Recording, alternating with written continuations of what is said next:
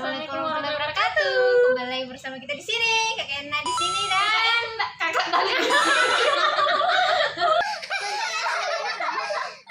Hari ini kita kedatangan teman kita, teman lama. Mau diganti nih guys. Sama dulu kayak punya teman baru. Nah, dia ini seorang guru. Lu tahu namanya Perkenalkan siapa? namanya dia Julistin Cahyani Salmon. Biasa dipanggil Astin. Hai Astin. Sapa dong. Hai semuanya. Nah, kita mau tanya-tanya ini pengalamannya. Nah, Astin. karena ini Astin adalah seorang guru, maka dari itu kami mau tanya-tanya tentang suka duka mengajar selama Pandemi. Oke, tapi sebelumnya kita mau tanya dulu, Astin ini mengajar tingkatannya SMA, SMP atau SD? SMA. SMA, berarti range umurnya dari Di 16 sampai 18 tahun lah. Ya. boleh lah. Ada kan? Ada apa lagi? Mungkin beda 1-2 tahun jadi dengan saya. Bukan ya? Dia masih separuh dari umur tadi. Iya, sudah separuh guys. Nah, hari ini kita tanya-tanya dia nanti bagaimana pengalamannya selama mengajar, ya kan?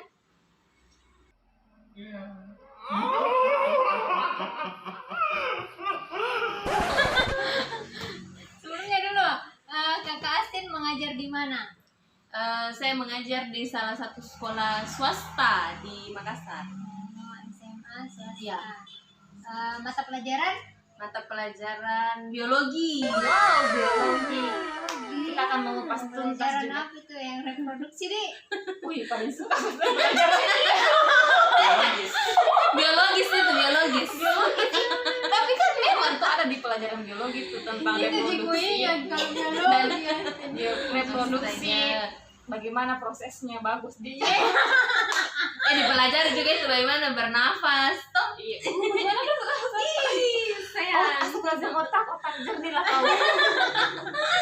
Aduh. jernih. Nah, ceritakan bagaimana pengalamannya selama Suka mengajar. dukanya mengajar di ini masa pandemi. Selama masa pandemi ini banyak sekali pasti suka dukanya. Yang pertama, yang bagus-bagusnya dulu, sukanya. Jadi karena kita dipaksa, dituntut untuk bagaimana caranya menguasai teknologi yang maksudnya selama ini kan kalau tatap muka ya langsung saja mengajar begitu sesuai dengan yang diajarkan juga dulu waktu kita kuliah kan pasti ada teknik-teknik mengajar bagaimana. Nah, tidak pernah diajarkan bagaimana caranya ini gunakan media Sosial. media baik media sosial, media mengajar kayak Zoom dan sebagainya. Jadi kita kayak dipaksa juga untuk bisa kuasai itu teknologi di bidang mengajar. Terus Sebenarnya lebih mudah juga deh kalau teknologi, karena pertama waktu kita untuk di rumah mungkin kita bisa ngajar di mana saja karena kita kan bisa mengajar dari jarak jauh tuh. Jadi mana kita di mana, nah itu sih bagusnya. Jadi sekarang makanya kayak semakin banyak lagi orang bikin kayak webinar atau seminar online karena kayak lebih gampang begitu ya. Jadi tidak perlu harus ketemu untuk lakukan seminar atau pembelajaran, bisa dari jarak jauh. Iya. Dulu kan kalau dibilang harus ada jam-jam tertentu kita mengajar. Nah, sekarang kan misalnya ada yang mau minta belajar tambahan misalnya di sore, tidak terbatas nih sama ruang dan waktu.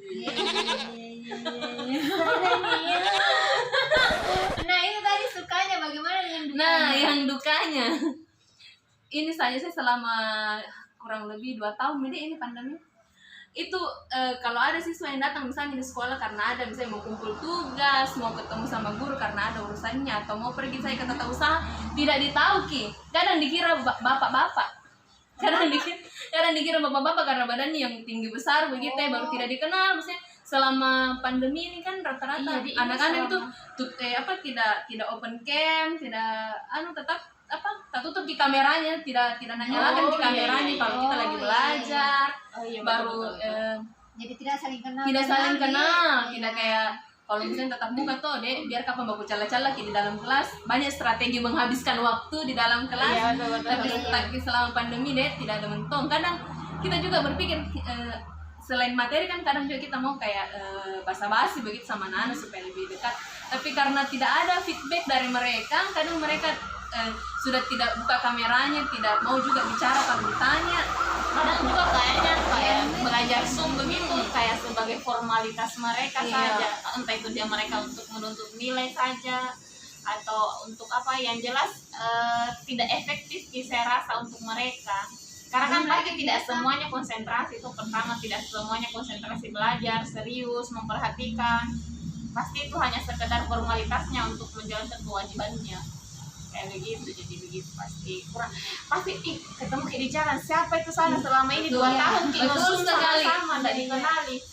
Coba 2 tahun ini pandemi menjelang 3 tahun, jadi selama mengajar tidak pernah kita ketemu anak murid, bagaimana mungkin kita bisa kenal?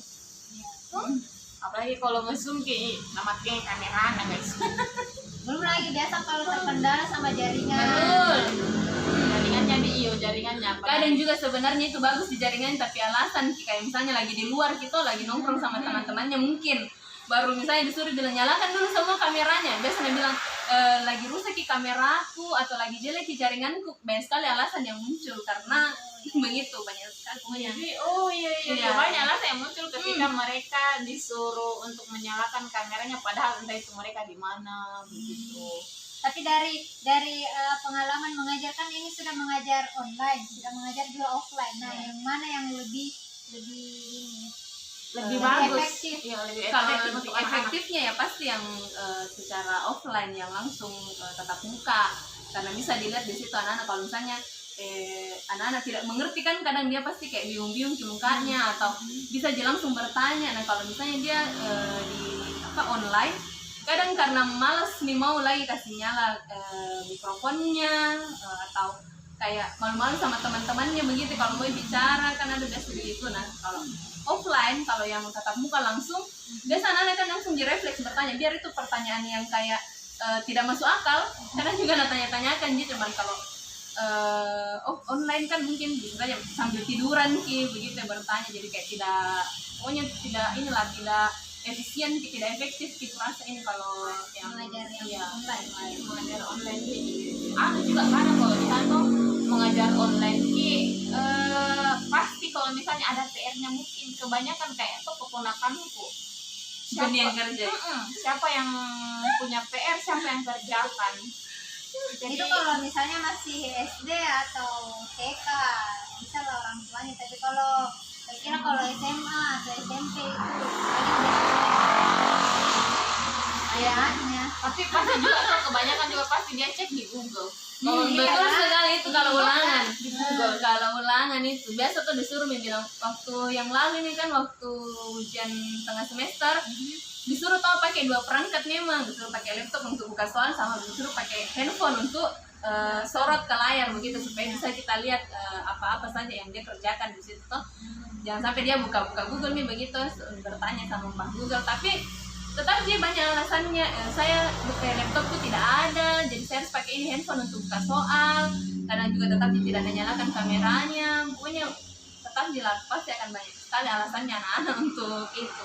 Iya, banyak pasti jadi alasan. Jadi kayak kita juga berusaha mikir bagaimana caranya atasi ini masalah selama pandemi supaya bisa belajar efektif, tapi tetap tuh banyak juga alasannya.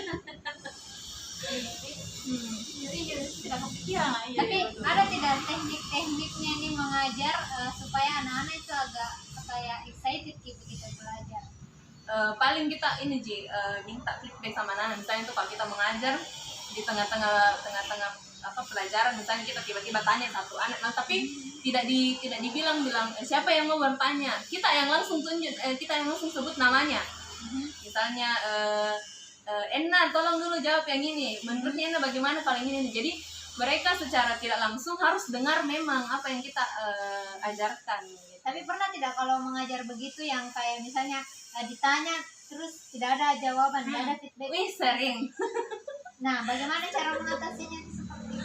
Biasa saya cuman kalau misalnya dia malu-malu, biasa kan malu-malu jika bicara begitu ya, mic. Jadi biasa saya dibilang ditaruh saja di kolom chat, suruh ketik saja di kolom chat, nanti dibacakan kalau misalnya memang. Tapi ya sejauh ini memang kadang ya hening. Kita bicara kayak sama tembok juga gitu, tidak ada apa-apa jawaban dan sebagainya.